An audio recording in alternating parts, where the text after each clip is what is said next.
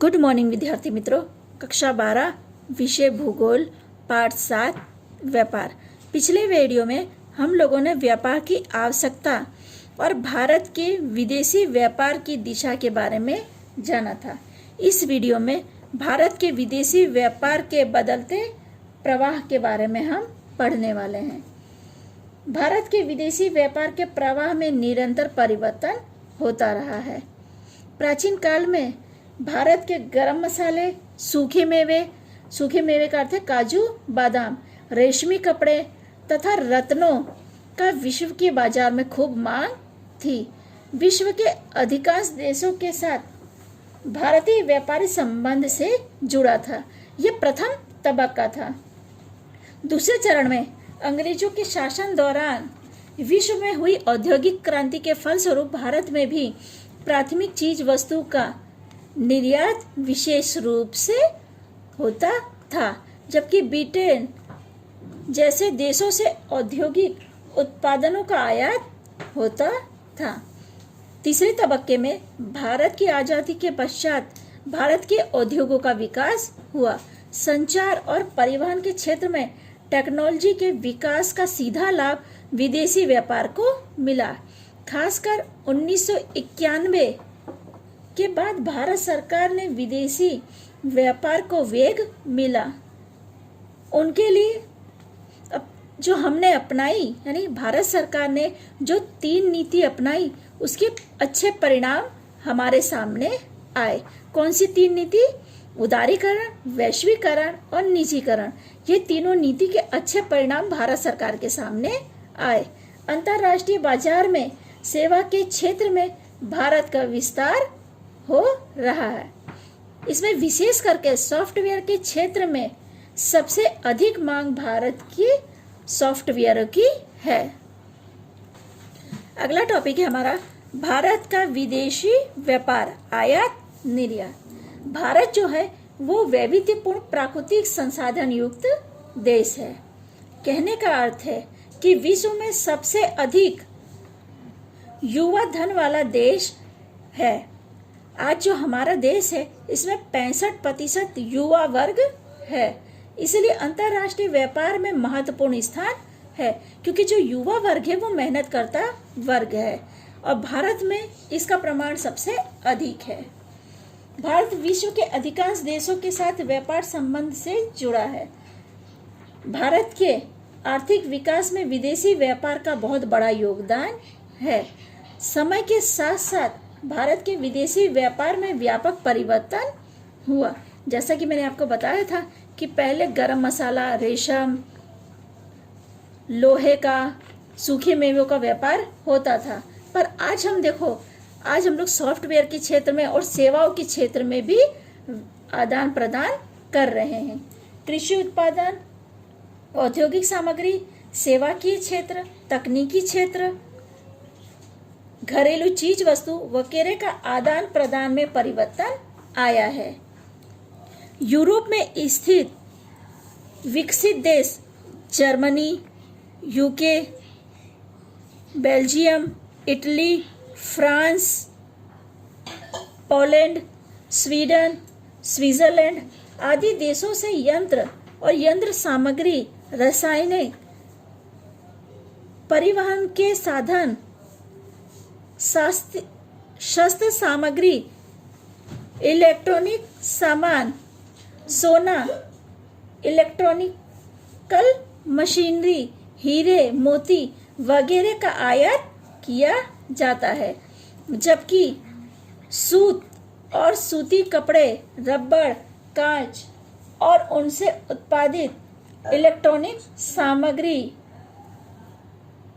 धात्विक उत्पादन, तैयार कपड़े, दवा, मिर्च मसाला, हस्त उद्योग की चीज वस्तु वगैरह का निर्यात किया जाता है।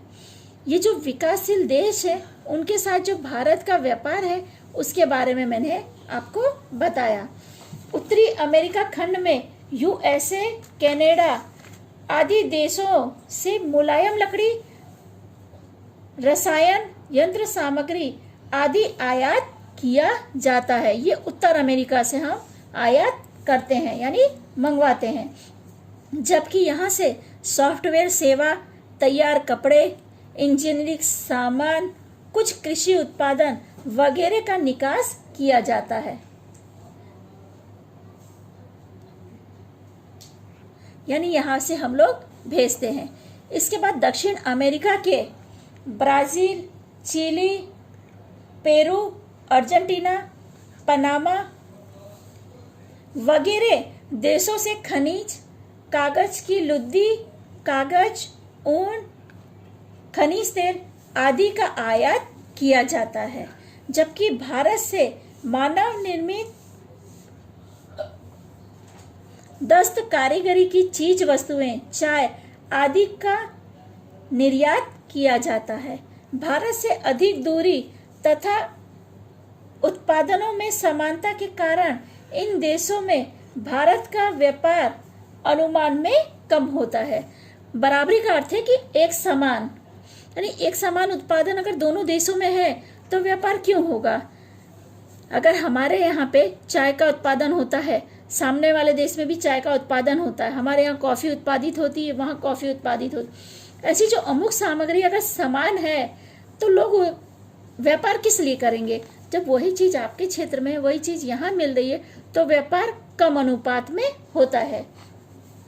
पश्चिमी एशिया के ईरान, इराक, कुवैत, सऊदी अरब, अफगानिस्तान वगैरह देशों से खनिज तेल, प्राकृतिक गैस, रॉक फास्फेट और कीमती रत्नों का आयात किया जाता है। भारत में से कृषि उत्पादन, वन्य उत्पादन, हस्तकला की चीज वस्तुएं, मांस, निर्माण कार्य सामग्री तथा उनसे संबंधित सेवाएं, आईटी सेवाएं आदि का निर्यात किया जाता है। ऑस्ट्रेलिया से सोना, चांदी, तांबा, प्लेटिनियम, इलेक्ट्रॉनिक सामग्री, यंत्र सामग्री, परिवहन के साधनों का आयात किया जाता है। और भारत से कृषि उपज, वन्य उपज, हस्त कारीगरों की चीज वस्तु का निर्यात किया जाता है।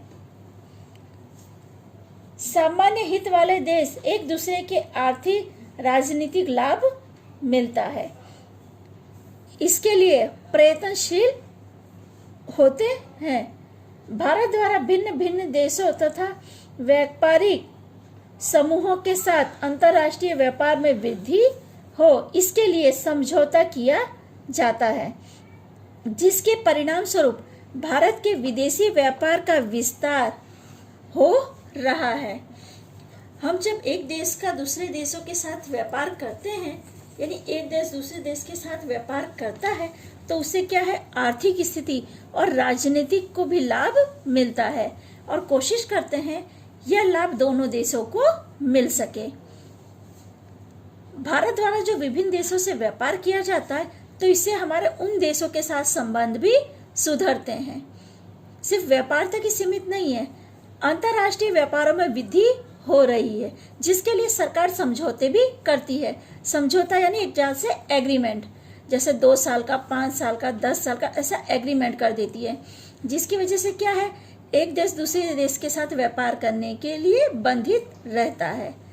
तो दोनों देश एक दूसरे से जो सामग्री उस देश में उत्पादित नहीं होती है, वो सामग्री मंगवाते और भेजने का कार्य करते हैं, जिससे दोनों देशों की आवश्यकता की पूर्ति होती है। और दोनों देश के दोनों देशों का सामाजिक स्तर और आर्थिक स्तर में भी सुधार होता है। ठीक है विद्यार्थी मित्रों, आगे की चर्चा हम लोग अगले वीडियो में करेंगे।